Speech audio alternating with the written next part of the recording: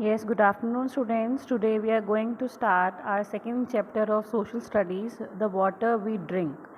As we all know that like food and home, water is another basic need of all living beings. It is the precious gift which is given to us by the nature.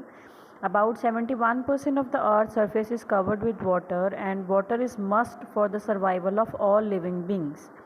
As you all know that only 97% of water is a salty water and only 3% water is pure. So there are different forms of water. One is solid, the second one is liquid, and the third one is gaseous, or we can call the another name for this water vapor. So we will discuss about all these forms of water one by one. So first we discuss about the solid form. So solid form of water, we can see the solid form of water in the form of ice.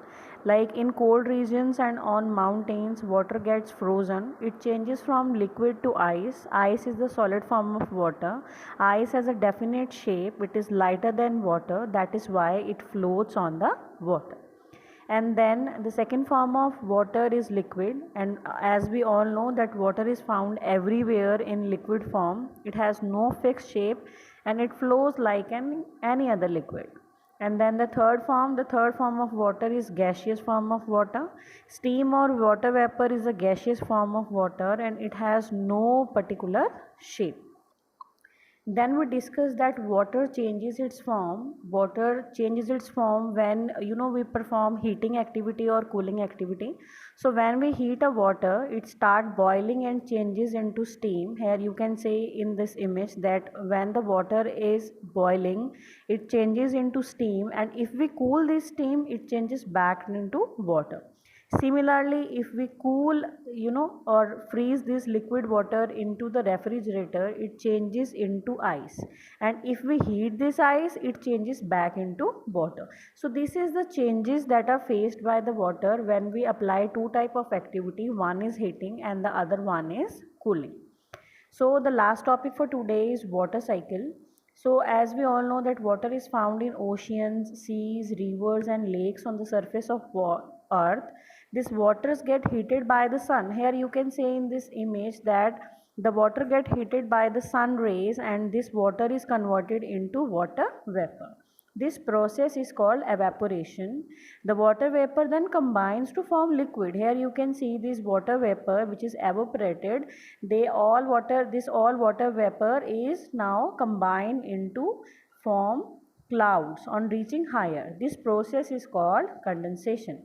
When these clouds become bigger and heavier, they came back to the earth in the form of rain. So this process is called a process of water cycle, because this process of conversion of water into vapor, then water vapor collected in the clouds, and then from the clouds rain came back to the earth.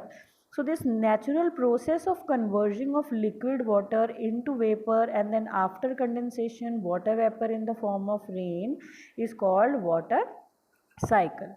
As some part of rainwater goes underground, this underground water is taken out through the wells and hand pumps. As you have seen in the villages that the underground water is taken out with the help of wells and hand pumps. This underground water is also used by the plants. As we all know that plants also required water, so this underground water is used by the plants. So this was all about for today's topic. We discuss about the water cycle. We discuss about the form of changes by water. We discuss about different forms of water like solid, liquid and gases. So this was all about the chapter. Thank you and have a nice day, students.